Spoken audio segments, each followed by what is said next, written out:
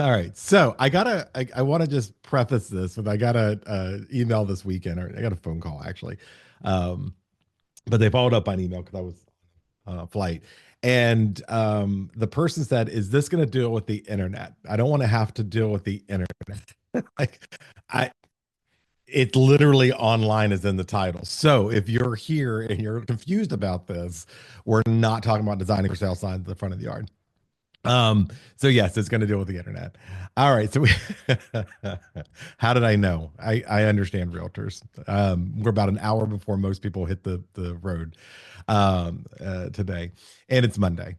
Okay. So let's go ahead and just jump in here. Let's talk about the internet for a bit. So there's a number of techniques here, two of which I have actually stolen from people who may be in. I'm not sure if you're in the session or not, but that I've kind of capitalized on some of the success I've seen for those agents. There's other things that I personally have found success in, and then there's things that as I'm working with a couple agents, we have seen a huge boost in activity on the listings. Now, obviously, market will dictate price.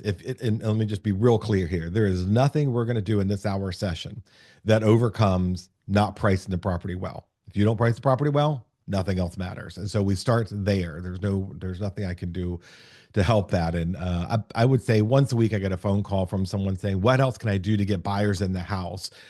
We've done everything. You haven't done everything. If you didn't get a price reduction, if you didn't price it well, you haven't done what it took to get a marketable price. And if you're looking at the P's of marketing, pricing and placement are two different things. They're not the same thing. And so pricing matters first. So we start there. All right. And so once we have that place, then we can start talking about the things we're doing. There's going to be a number of things that I'm going to talk about where I have video tutorials for after the class, links to resources and some samples. You can find that at matthewrathman.com/five listing tactics. Five listing tactics with the number five will be there after the class, because in an hour session, I just don't have the time to do every demo. I'll do a couple demos. I'll do a couple, show you quickly how to do something. But if you want to go back through the steps slowly to implement, you can go back and watch the videos I've created, or check out the resources. And so, I think everybody here knows me. If you're brand new to Call Banker Elite, my name's Matthew. I work on fixing things. That's my job here. And my passion, of course, is teaching and development. So if we haven't met yet, please give me a shout out. I'd love to meet you for coffee or lunch. You're already recruited, so it's not a recruiting meeting. It's just to get to know you and help you with your business however I can. Okay, so let's start with this. There was over the past week or so in the circles that I'm in, a lot of chat about marketing, what that looks like in the future. And if you follow me on Facebook, you saw, I posted a comment about with Fediverse and AI and the meta changes in social media and Twitter and Blue Sky, like all these things. There is a significant amount of change coming our way. Matter of fact, most of it's already started manifesting itself. And in typical real estate industry style, we are still trying to figure out how to do things well that were practical 10 years ago and not the things that are today and tomorrow. And so we're going to talk a lot about today and tomorrow stuff as we go through. One thing that is held true in all marketing, especially when it has to do with knowledge work, which is what we do. We have a product when we're listing the house, but for us personally, it's knowledge work, is that we tend to not abide by basic marketing principles. And I love this quote from Craig Davis. He's a brilliant marketing officer. And it says, "Stop interrupting what people are interested in and be what people are interested in." All right. Stop interrupting what they're already interested in and be what they're interested in. So, there's some chat that in less than a week or about a week, TikTok goes away, right? If nothing significant changes in a week, and I have no idea if they can even pull it out at this point, if they can make a change that would make the courts in the U.S. happy. But it's we'll see. We'll see what happens in a week. But the damage or the change in consumerism is already done. And the one thing that TikTok did This is why Meta's making some of their changes. This is why Twitter made some of their changes. This is why Instagram and Threads made some of their changes. Is that TikTok said it's not, your friends and family aren't all that interesting. And so we're going to start giving you a feed of content that you are interested in to keep you on the page, to keep our advertisers happy. And we essentially saw through TikTok the world change from a follow you to for you. And so up until TikTok, I would get on Instagram and I would see all of your beautiful photos and your family and your life, and I would get on there and like the stuff. And I mean, let's be real. Some of you have very attractive kids, but they're only cute the first time, and then after that, it's like, okay, I've seen their kids. I want to see something else here. Now, dogs, cats, animals, pets, pigs, whatever. You want to post pictures of that, wildlife. I'm there, but at a certain point we get bored with the people we know, and then we start to know them even better and know that they and their spouse are not as happy as they pretend to be on social media, and so we kind of make a face and we slide by the next thing, and then we get to that video of two people who make us laugh, that dopamine drip of something cool that they're carving out of wood, something cool that they've cooked, and 45-second video and quick snaps. And this is the For You channel. This is what TikTok did to say, this is what you're interested in. This is what you'll find appealing. And we're going to build our AI algorithms and our knowledge base and LLMs around what you're going to find interesting, because you don't find real life interesting, because you don't find your friends and family all that interesting. And so Instagram followed. And that's why if you go to Instagram now, you have to go and say, I want to see these people, because otherwise, by default, they show you people you don't know who are living lives that are cool, who are doing things that you'll be interested in. Marketing has changed to say that we have got to show them something to be interested in, something that would net an interest or an engagement. The social media a lot of agents are putting out isn't interesting. It isn't what the consumer's looking for. They want to be entertained. And so what we're talking about today is how to make the listing a little more entertaining and make it something that people want to engage in. Now, always we go back to our consumer journey profile. And our consumer journey says that buyers and sellers have long journeys. And so if you've been doing this business for a long period of time, you remember 20 years ago, before dopamine drip social media hit, that consumer typically, when they were ready to buy or sell, they reached out to an agent, and typically they did it about 30, 45 days before they were ready to start their journey of going and looking at homes and putting the house on the market. And so a lot of your old school uh,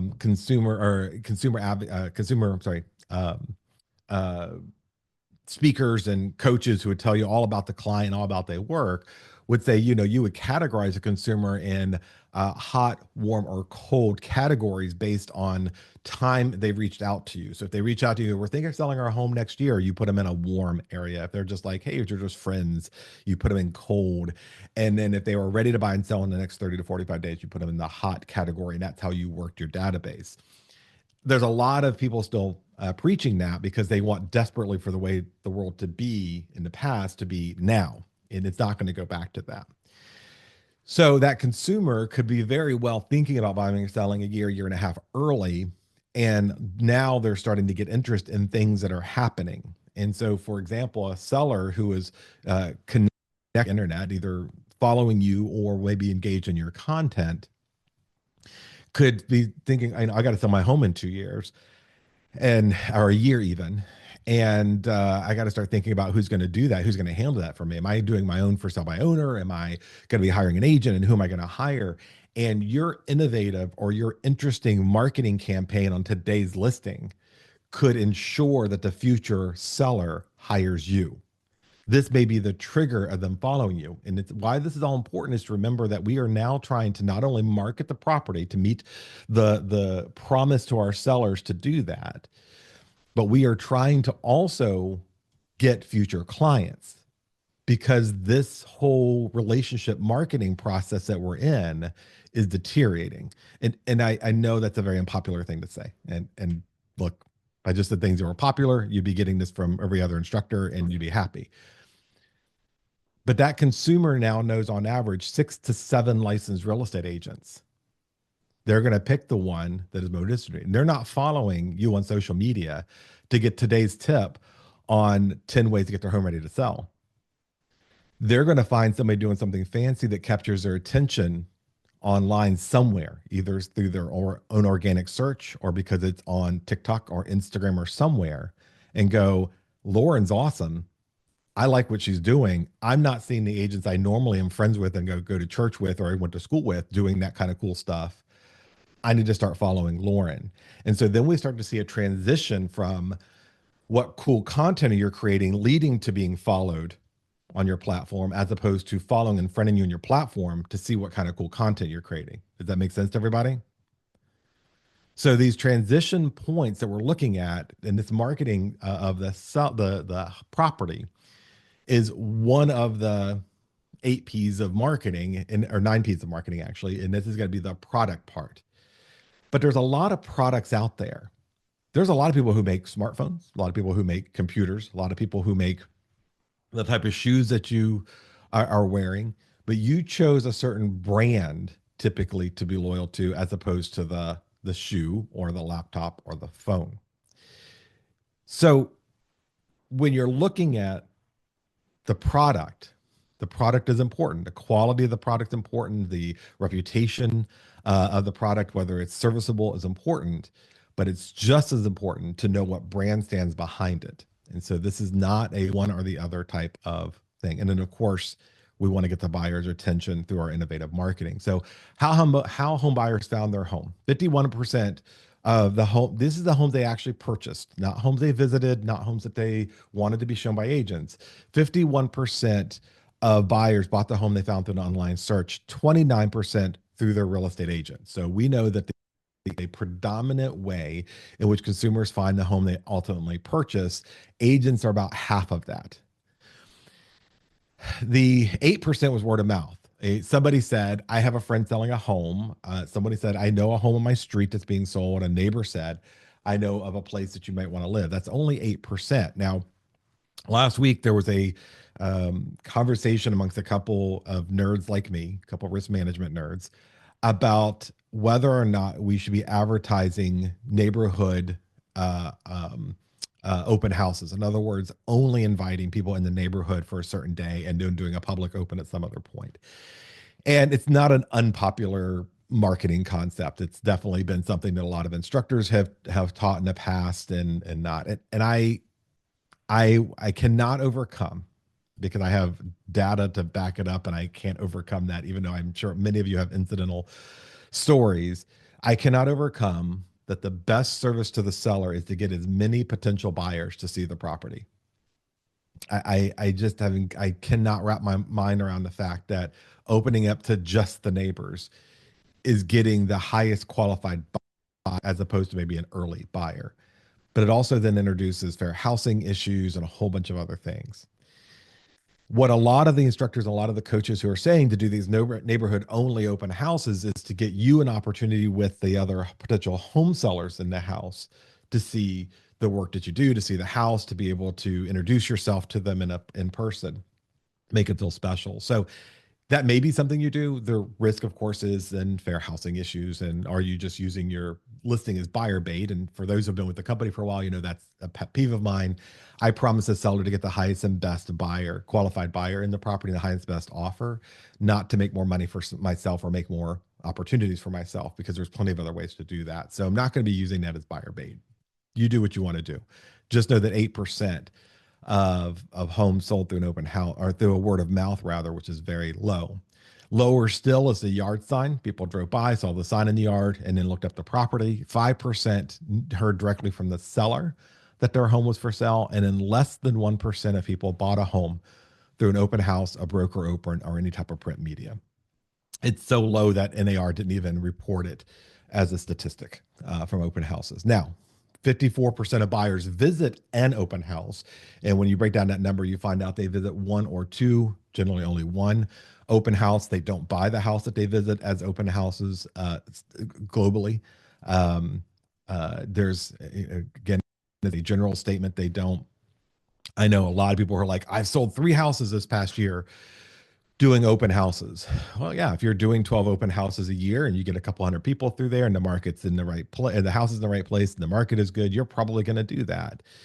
Or instead of spending the 60 hours doing open houses this month, you could have spent 4 hours doing really good marketing in that house and then doing other marketing to get yourself introduced to potential clients. If you do something effectively, whatever it is you do effectively, you will generally generate business from it. It could be handwritten notes for 60 hours a month, and you'll probably get even more clients than if you sit in open houses. And so those statistics are important to remember because we're focusing on what we can prove the efficacy of. Now, when I'm choosing a market tactic, no matter what it is, whether it's marketing this property or whether it's marketing yourself and branding, the basic question you should be asking is, why am I doing this thing? So recently I was interviewed on a podcast, and the person who was interviewing me does a lot of marketing. That's her thing. She's got a big crowd, a big audience. She teaches marketing for real estate agents. She called me afterwards and she said, all this time I've been teaching people to do marketing things. And she's great. I mean, this is why we're and promote her channel. She's really good at what she does, but she says, I never once thought about the fact that not every tactic that I preach will work for every single person. And I'm like, yeah, we just have to look around. See, I'm not at all passionate about sitting in somebody's home on a Sunday for 5 hours holding an open house. Therefore, I don't do it enough to be an effective way to generate business. If you are passionate about that and you like doing it and you have a listing in the right place and you have the right book of business to invite to it and you've set up all the right things, you probably have more efficacy than I will. So I got to ask why I'm doing this thing. If I'm sending out postcards to a neighborhood, am I doing it because someone successful told me they did it and got business, or am I doing it because I've really thought out the consumer audience in this neighborhood is susceptible to print media advertising? Because if they're 27-year-old renters, I just spent $2 on their property that isn't effective. If it's a 55 and older gated community, in which I'm showing them some new feature, some new service, and I'm sending postcards internally and I tell them about my new listing, that's not as effective as telling them about a new feature, service, or benefit to them because they already own their house there and they're unlikely to be buying or selling in the same gated. So just listed, just sold becomes less effective, but it doesn't mean that print media isn't effective. Does that make sense? So if I send them go to my website to find, I don't know, best funeral home discounts in Fredericksburg. I don't know what you're sending to these communities. But if I send them something useful to get back to my website that benefits them at their stage in life through that postcard, it could be effective. If I'm sending them just listed, just sold, it's not effective. So why am I doing this thing? What is my global strategy to get consumers and attention? So our first stratagem starts with the fact that words matter. Now, and a couple different stories, and I just had a friend out of Florida reach out to me about this. And we shared at our last business meeting, Vera with our company, and then somebody outside of our company called me with kind of the same story, said they got an opportunity from a client that they are not at all connected with. They aren't following on social media. They are not sending them postcards. They're not in a newsletter. They've never met them, and it wasn't word of mouth following. The stories were similar, that this consumer went to ChatGPT and started asking a bunch of questions about agents in the area, like who's a good agent, who's a good listener, who has good reviews, who has business in my neighborhood, all these things. And ChatGPT cranked out a name at the end and said, here, contact this agent. And so, like I said, Vera here in our company called and told me what her client went through. Very similar story from a friend out of Florida. I talked to a couple instructor friends who said they're hearing the exact same thing. It's important to know that Google searches have declined 30% in the past year, 1/3. Now, Google has 95% of all search usage. They've declined 30%. That has been picked up through chat and tools like Perplexity, where it's AI searches that gives you an actual answer as opposed to a list of websites that may or may not have the answer. And so your words matter, and it's changing. The search algorithms are changing. Google is seeing this happen and saying, we don't want people who are just good at SEO. They need to be more outside indicators that this is the content that Matthew wants when he does a Google search. And so your reviews on Google business pages, your reviews on Zillow, your reviews on your personal website, the content you put on your website, and the content you put in listings becomes much more important. So we're going to go to making this home part of that consumer story. Remember, we are going to the for you type of mentality with consumers now to say, this is what you're interested in. And maybe you're not looking even to buy right now, but we want to hit on the hot buttons of what you think is cool enough to keep your attention on social media. What dopamine drip, sorry, old paramedic days. What dopamine hit, rather, are you going to be attacking to keep them interested? What makes the house look animated or cool or fun or interesting to them? So I would start here. And I don't do this for every single listing, but I would start at a site called Answer the Public. What Answer the Public did, Neil Patel, who's just a brilliant marketer and just the master of all things Google, built a website that's free where you can go and do a search for a key phrase. And in this point, at this point in the class, we will be talking about just searching for a home to buy in Fredericksburg.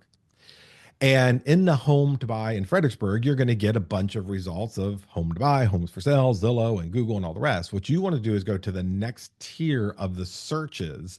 When you use that tool, you're going to click on the home to buy, and then it's going to give you what we call secondary and tertiary searches.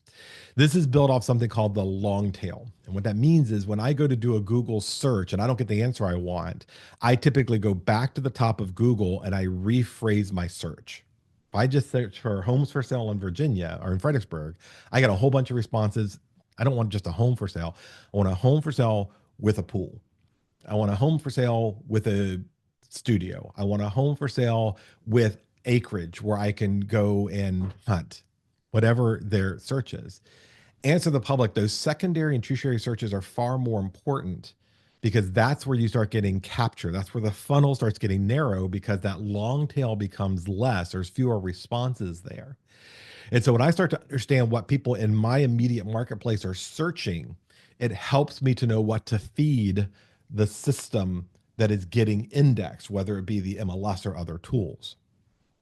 And then I get to other tools, very old school tools like keyword.io, where again, I can go and search homes for sale in Fredericksburg, and it's going to show me what other words people use when they search for homes. Those other words become way more important because again, it narrows that long tail, it narrows that funnel to get them to engage in stuff that is unique to them. Again, this is that for you online mentality is what makes it interesting to me. What is unique to me as a potential buyer for this property?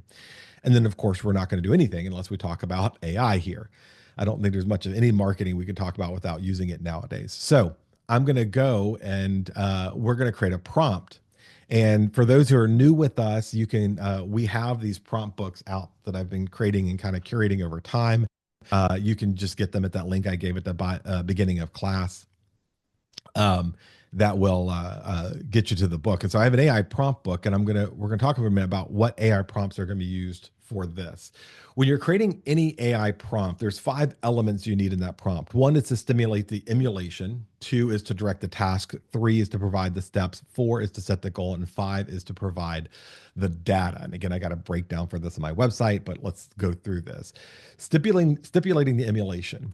So if I am a agent who's looking to market a property, I am not going to go, dear ChatGPT, act as if you're a real estate agent and writing listing description because real estate agents suck at writing listing descriptions. Whenever I go to ChatGPT or Gemini or any AI tool, and I'm going to direct AI to emulate the person I would hire to do the task I'm wanting done. So I'm going to ask ChatGPT to act as a content marketing specialist or whatever fancy phrase you want. ChatGPT is pretty smart, but you want it to act like a marketing expert, not a real estate agent. Those two things are typically not combined. And then I'm going to tell it, I want you to write a listing description. And then I'm going to tell it, here are the steps that I want. I want this kind of tone. I want this kind of voice. I want other things. And again, for those who haven't taken it, we have in our library the AI basic classes that I teach, where it covers this in a much deeper dive than I'm doing here. I'm just resetting this system rather for the listing description. So I'm going to provide the steps that I want, the tone, the brand voice, and all the rest, and then set the goal. The goal is to have good SEO and to get consumers to engage the content. And then lastly, provide the data. If you just go and put in an address, you're going to get garbage content. So instead, I want to collect from the very first phone call to the seller asking me to sell their home until my visit of the home. I'm keeping a bullet pointed list of all the cool and key features of that property because I'm going to be using that in my marketing later. And I've got to give ChatGPT something to work with. So this is a sample. Now, those 5 steps do not have to be in order. They just have to be 5 elements that you actually see in the prompt. And so the prompt would look like this. Please emulate an expert marketing content writer using a warm and inviting tone with some excitement. Rewrite the following listing description or write the listing description. Use good SEO techniques. Create a call to action for setting a showing for the home soon. Limit the description to 1,000 characters. Write at a 7th grade reading level. And ensure that content is in compliance with fair housing regulations. Use this first draft or use this list of content. Now, let's go over to because we're going to be working with this for a while. Now, once we've created that chat GPT conversation, remember, this will be live. This will be something we go back to um, over and over again throughout the duration of the listing. Even we go to, if we have to go to remarketing route or something else. And so I'm going to go grab this prompt. So this prompt says you are an expert marketing content writer. All the things we said here. The only thing I've added is that I've expanded the characters to 1,500 characters because we have more to work with. That gives it more SEO. And I said, don't use the phrase dream home because honestly, I'm sick and tired of seeing the word dream home, but also most of the stuff we're listing may not be everybody's dream home. We're in Fredericksburg. We're not on the beachfront in Maui somewhere. So I tried to exclude that word. And then I'm going to go grab a list of the home benefits for this property. Right. And this is all stuff we've covered in a lot of classes. So I'm just going to go quickly here. And then you can see the content I've created then creates a listing description that's pretty good. Now, I do want to remember AI still humanity and your creativity. So I still want to go do the work to know who my consumer target is here, who my consumer persona or avatar is, and go, will this connect with them? Works like Chef's Paradise, modern finishings, the AI, the smart home, not AI, rather, the smart home system. This is stuff that will probably reach that target audience for this particular property, knowing where it is. Now, I want to take this. This is already good SEO, but here's the next step. I'm going to take this description above and I want to create 4 versions. And so the first thing I need to do is hit the thumbs up because I do like the content. This is me training ChatGPT.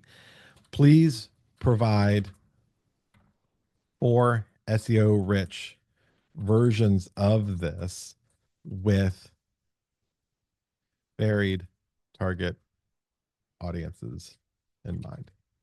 All right. And again, I'm just having a regular conversation. Honestly, if I wasn't teaching, what I would do is just hit the little record button and talk to ChatGPT for a while because typing is too slow. And it's going to create 4 versions of this listing description.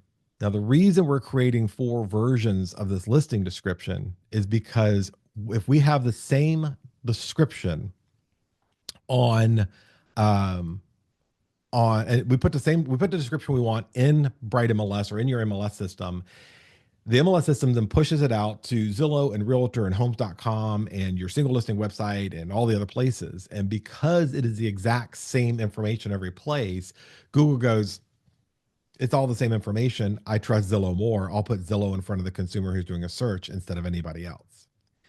If I vary the information, if I use different listing descriptions and different alt tags on the photos on these other websites, I get a good mixture of content, and then the Google search or the AI web search will know who is searching and feed them the best content for them.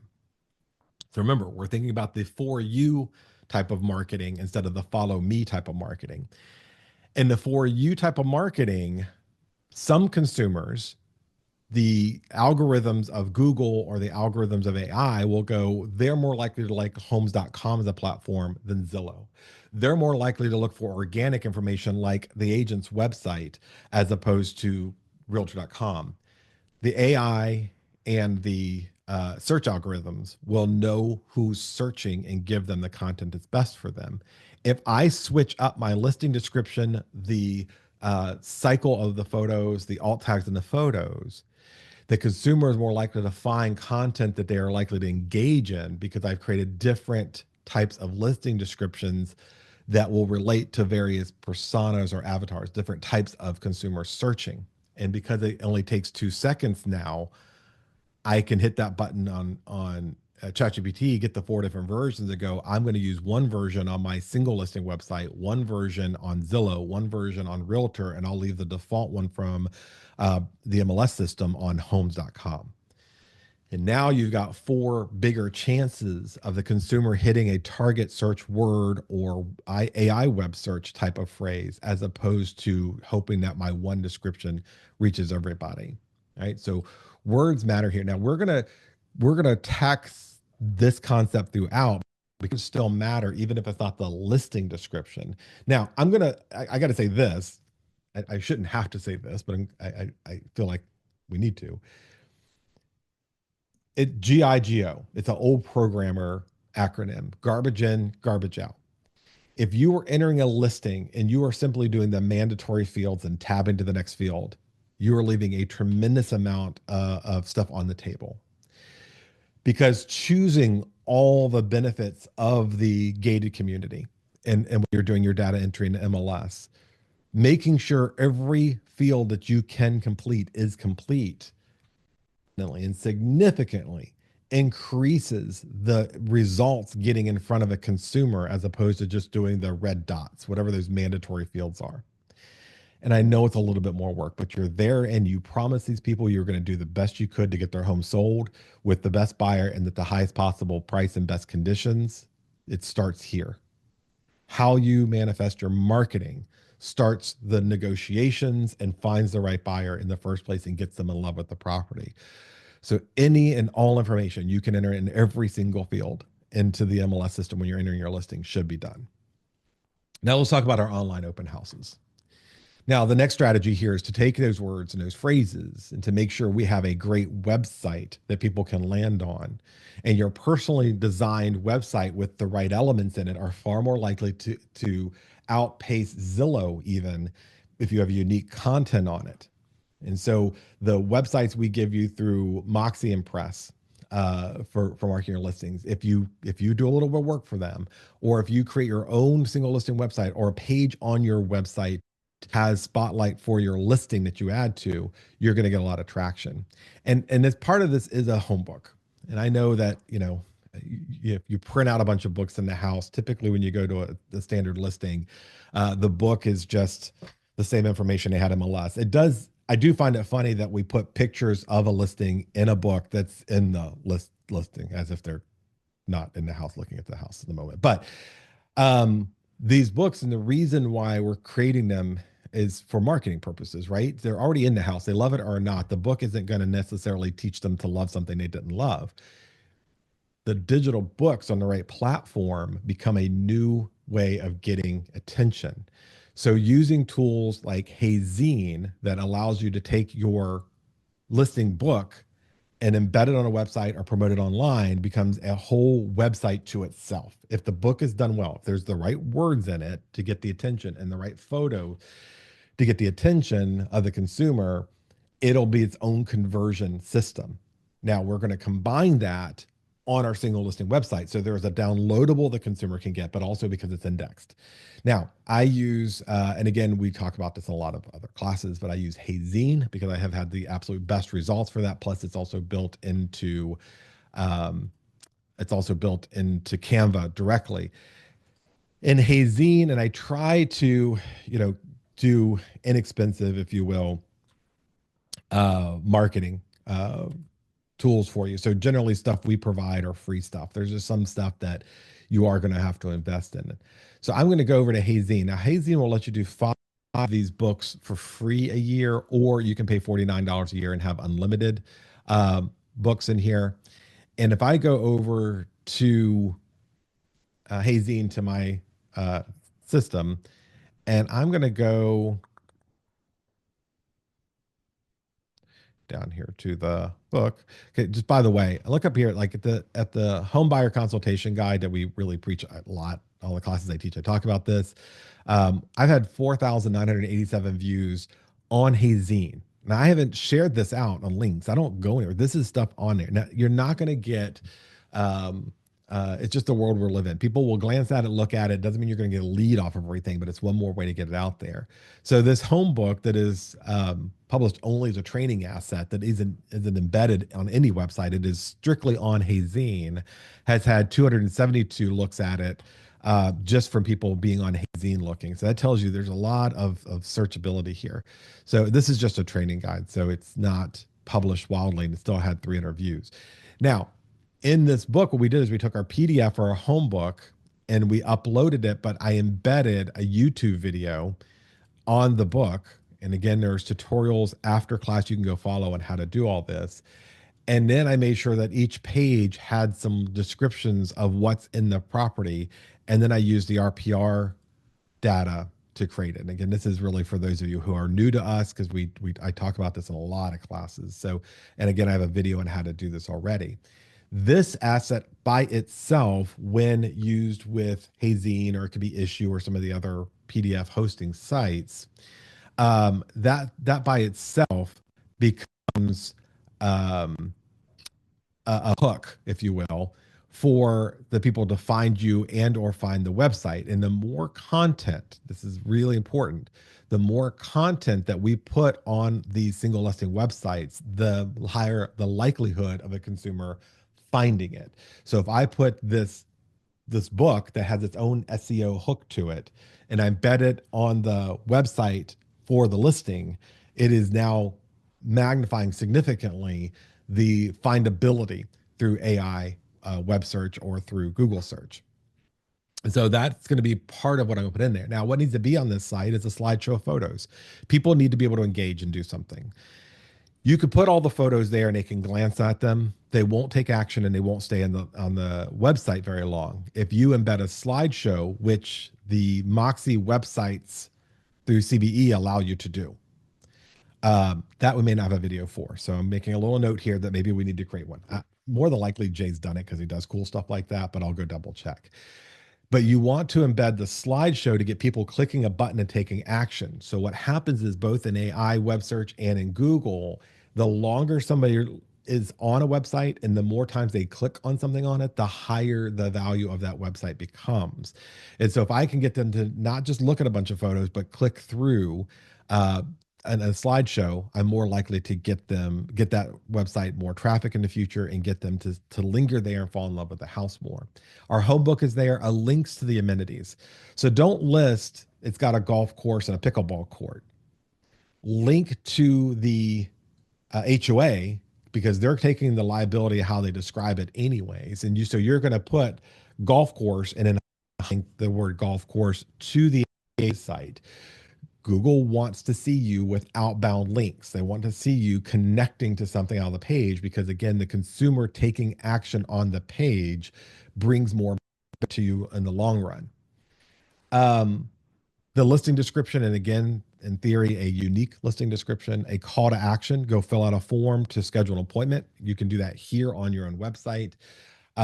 Area information, again, don't assume that they know about the area or don't require them to go elsewhere. This is why homes.com is even putting information in like where the kids applying for college, right? It becomes important.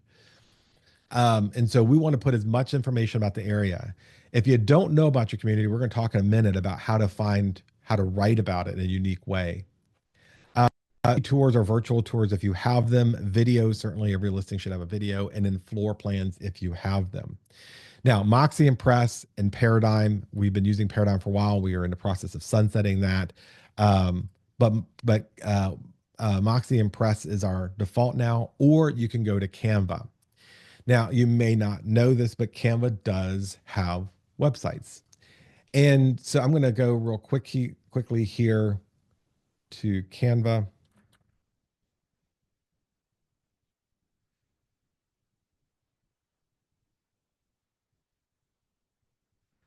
All right. So on our Canva profile, so we can do websites. So we're going to go over here to, sorry, I thought I hit, there it is right there. Totally out of order for me. I'm going to hit websites and then I'm going to search for real estate. And again, I have a video. If you're interested in this, you can go use it there. And I'm going to go click on apply all. So now I have a theme and I can just go now and add different assets to, and that would help if these were in order, wouldn't it?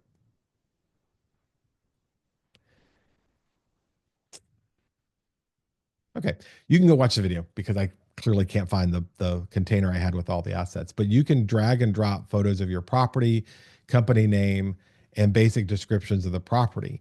Now I can go here and add YouTube videos, my home book, better description that's different from everybody else, outbound links, and then all I have to do is hit publish website, and now I've got a single listing website based on Canva. Now, there are, again, in the Canva website the tutorial video that I have, there are some other more advanced things you can do like domain linking and stuff. Don't know that it's completely necessary. If you're using free Canva, you get 5 websites at a time. So delete one when the listing's sold. Or if you're using the paid Canva or the Canva Pro, you have unlimited websites. And it has just really, really good SEO and they're very, very simple to build. I think you're going to get a lot more traffic if you build a web page on your Coldwell Banker website. Actually, I don't think, I know you are. But if you're looking at quickness and skill level, it's probably easier to go to Canva until you learn, very clear here, until you learn how to do it well on your personal CBE website. Number 3 is visual adventures. So one of the things that a lot of agents leave on the table is what we call alt tags. So alt tags are labeling things in a photo. Now, when you go to upload a photo into MLS, it asks you for a title and for a description. And everybody leaves those 2 things blank. Or they put some kind of half-assed description or title. The title and description is creating an indexed asset for AI web search and for Google. In other words, every photo becomes something that will come up. If you do a search for your favorite celebrity, if you will, you get the news, the most recent news about that celebrity, and then you typically get videos, and then you typically get visuals or assets. And that's because the people, the reporters, are tagging, they're adding the name of the celebrity and then a brief 2 or 3 line description of the property on when they upload the assets. That's how Google and web search find those things. So if your listing photo says IMG 6024.jpg, Google's not indexing that. If you change the name to the photo and you upload it, now all photos already have metadata in them. It'll tell you what camera took it, sometimes the GPS location, the date, the time, excuse me, all the information from the camera, sometimes the serial number of the lens. It's got a bunch of that in there, but it doesn't tell you what the picture is of. That is something we need to do. So naming the photos, and there's a bunch of tools out there where you can batch name photos and stuff. So I would have my list, my photo would be 123 Main Street underscore kitchen bright sunny day dot JPEG. And I would upload that because that gets indexed and it helps with searchability. Now, if you're in the Richmond MLS, the Richmond MLS has invested in something called RestB.ai, which is an AI tool that does this for you. It tags everything in the photo, lamps and window and tables and desks and whatever. The Bright hasn't done this yet. I have a feeling, the rumor is they're doing something similar, probably not using RestB, but using some other type of tool. So there are already tools out there doing this, but every photo should be labeled and a title and a description given when you put it in the system. And then we want to be strategic about what we're doing with these photos. And so again, your photographer is taking a picture of the whole room to post on your listing. Zero in or zone in rather in on key elements. If you've got a Viking stove, that's a high-end expensive stove, that the stove itself should be its own separate picture, not just the whole kitchen. Yes, I want the whole kitchen, but I also want that stove. And I want to label it. This is a Viking stove. This is a Bosch wash machine, whatever the selling point is of that item. You have a lot of space to upload photos, and all of these platforms use that space. But each one should be labeled individually. And then consider using tools like Visual Staging AI.app. Now, this is, again, not a free tool. But if you use Box Brownie or something like that, you're paying like $4 a photo, whatever. Visual Staging AI is a subscription service. I'm sorry, I don't remember the price of it right now. When you log in, excuse me, you can upload a photo and the photo already has furniture in it. It'll replace the furniture in the room instead of just taking an empty room, which is what Box Brownie and others do, is they pretty much have to take a vacant room. Visual Staging AI will now stage the room almost instantly and usually in a very contemporary manner. And it'll even replace furniture that doesn't match the overall style and aesthetic. And so it's a very quick and simple thing. And then it'll also label the photos and the elements for you. So again, try not to spend all your money. But it is a cool option to look at. If you're looking for some way to do this on your own. Now, in other sessions, if you go back and look at our Canva classes, you can go into Canva and replace and add furniture. Your social media posts are important. And so, again, this is the for you stuff. What is actually interesting to me that'll get my attention? Just having a home for sale with the front of the house, not all, I'm not going to stop my flow, even if I'm a buyer, because it's on the right hand side in the paid ad. If you're doing strategically placed graphics about something cool, like a quick video of somebody cooking on the stove in your listing, you are more likely to get their attention than if you just post the front of the house. Also, love notes from sellers. This is something I stole from Connor. I don't know if he's going to watch this or not. But Connor actually had his clients make statements or say things about the property that they allow. You do have to be careful with this and that you're not giving up any negotiation thing and there's no fair housing violation. But I would recommend getting a couple statements from your sellers. Now, here's what I would do with that. I'm gonna just share real quickly as soon as it opens up.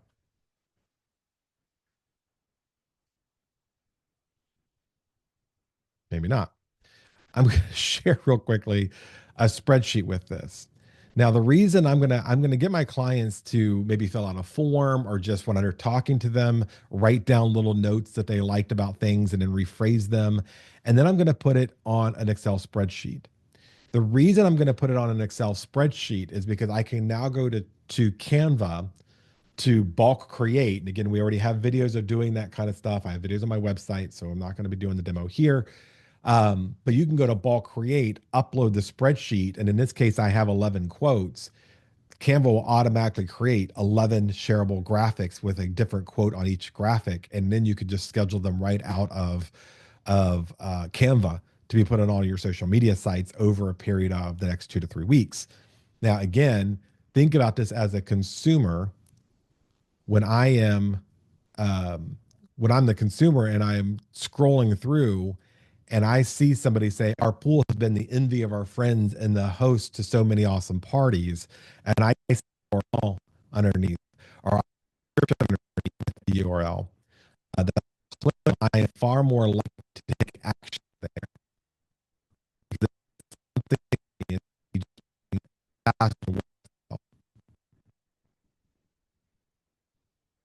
Can you guys hear me okay? I just got a little alert on the computer that there was a lag. No? Okay.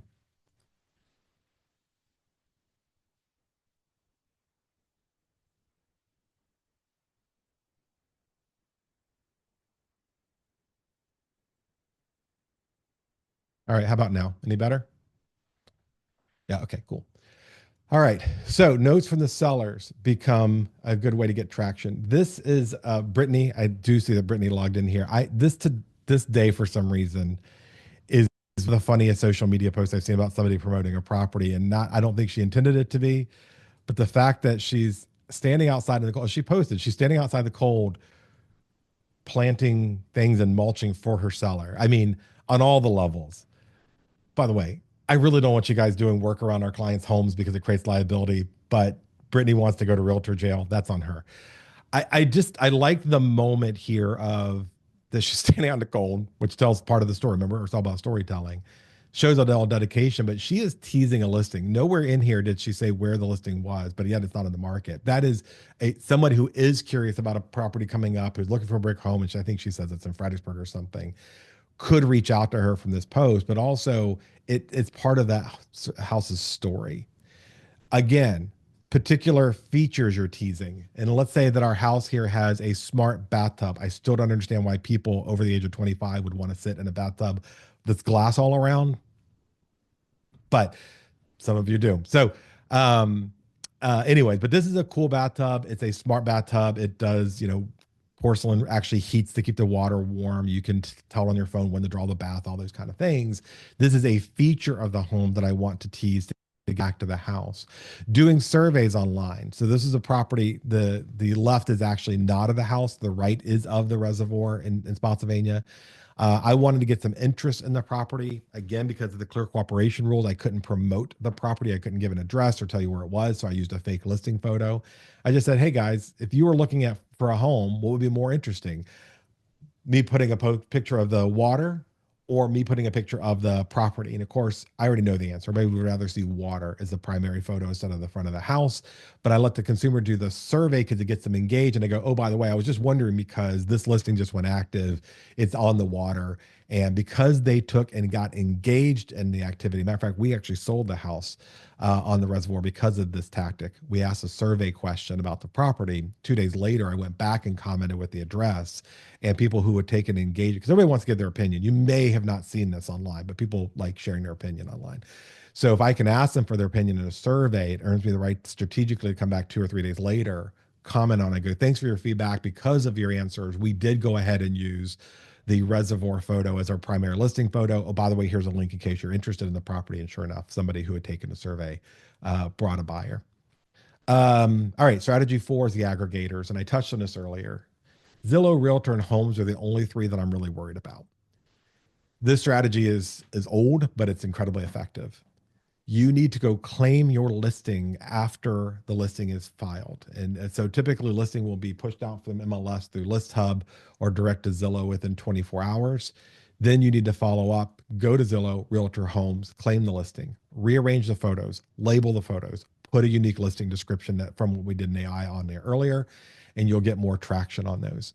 Make sure your profile is updated. You want to have a current headshot, contact information, and the resources to reach out to you, and use it to link back to your assets. So once you've created your home book, because your single listing website, your home book, a video, all these things you've created, go back to each of those, Zillow, Realtor, and Homes.com, and add those to the description. Or in Realtor.com's case, you can put the link to your YouTube video on there. Zillow does require you to use the Zillow Premier app. You don't have to be Premier or Premium Agent, whatever they call it. You do have to record from that. And by the way, I would start recording with a gimbal on your phone to keep your hands steady. That's, again, stuff we've talked about in other classes, so I won't spend a lot of time on that. But you can add your videos. People need to see videos. The more creative your video, the better off.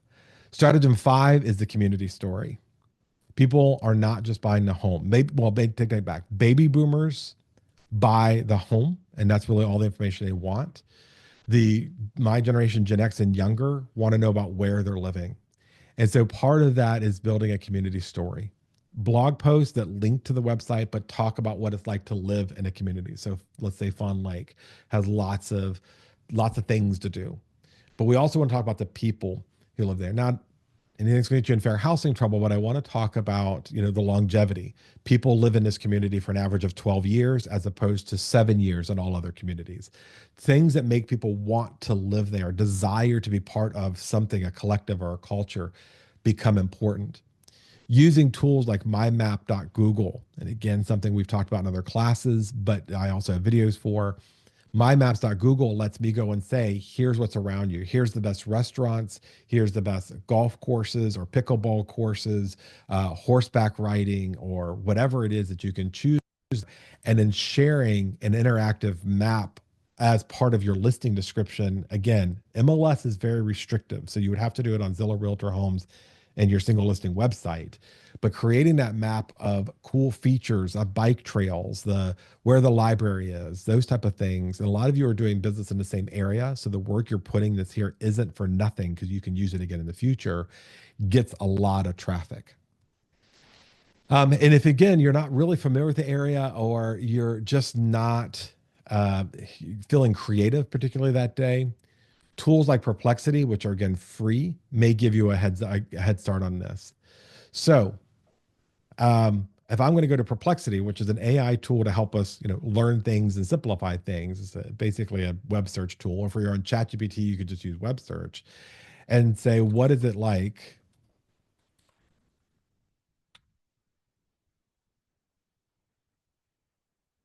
What is it like to live in Virginia? It's going to go pull some area information and give me links to where that information came from. And oh my goodness, Long and Foster came up as an authority, and some of our competitors. By the way, if you we all get different results. So this is based on my search history. So checking out our competitors would be what they think is valuable.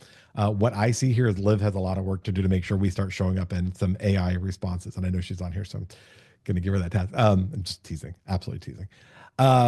So central location, rich history and culture, walkable downtown, outdoor ventures, diverse housing options, good family friendly area, and then why you wouldn't want to live there. Uh, Probably not going to spend a lot of time on the cons, but we can now take the pros and why you would enjoy living here. This begins the post, the content, the listing description I want, and I could go and select all of this stuff, copy all this stuff, go to ChatGPT and say, here, write me a buyer guide for this community, and it can start creating that for you. And now you can go to Canva and put some pretty pictures to it. And in less than an hour, I promise you, you're going to have a kick-ass buyer guide and community guide for the area. Better for everybody else and have the SEO on there that I can share with my future listings to help sell the community or share the community. Now, there's a couple other things that I'm going to say is bonus stuff to help the listing get shown or seen. One of these, one of my favorite things, is a solar powered sign light. You can get them on Amazon, like two for 19 bucks, 30 bucks, something like that. Especially now when it gets dark around 3 in the afternoon. And people are driving home at 5 o'clock. These little solar panel lights, again, they're fairly inexpensive. They mount on the top of our signs. You don't have to change batteries because solar. They will light up your sign. I think that's a good way to get people to see the sign there. And then the next one is AI music videos, or just AI music little teasers. And so remember, we went earlier to have AI write our listing description. And as we kept that live, so I'm going to go back to ChatGPT here. Remember, we can go back to that conversation. All right. And I'm going to say, please take, remember, we always say please and thank you because AI will kill us one day. We want to be the last ones because we're nice to them. Please take version 2 of the descriptions and create a 90-second song about it. Okay. And now I'm going to let that do its work. And so it took our listing description, welcome to your private retreat in the Rappahannock River. And now it's written music about it. So I'm going to copy that, go to a website called Suno, Suno.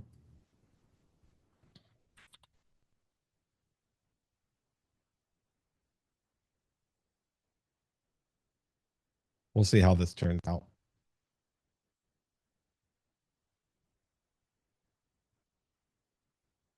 All right. So I'm going to go to Suno here and create. I'm going to copy and paste my lyrics in.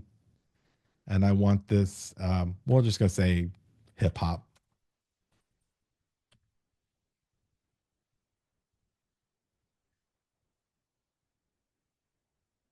River song. If you know what River Song is, you'll think that's funny. But if you're not a total nerd, you probably won't. Okay. So you can see here, it's creating down here at the bottom, it's creating River Song. You can see a lot of Wesley and Lenny. Those are my grandchildren, and they all have their own theme song now that sounds very much like Blue's Clues, strangely enough. But um, once it's done, let's see if we can actually hear it here.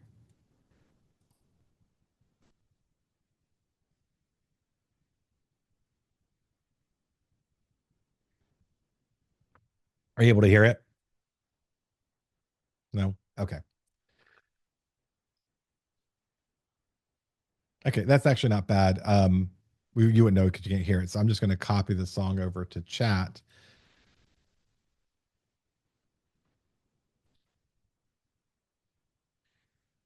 All right. And now we've got a little theme song. So if we were creating video, we could add it to there. And to get even nerdier and make this easier, if you are using a paid version of CapCut, you could copy in the lyrics and the song, and CapCut would create, or not CapCut, I'm sorry, InVideo.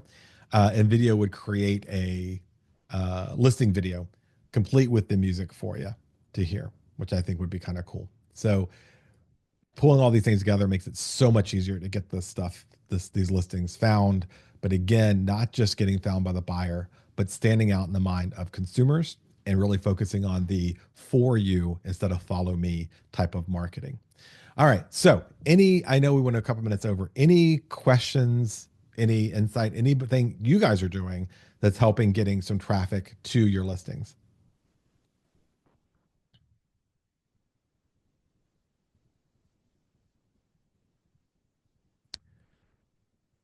Cool. All right. Good. All right. Anything helpful here? All right, cool.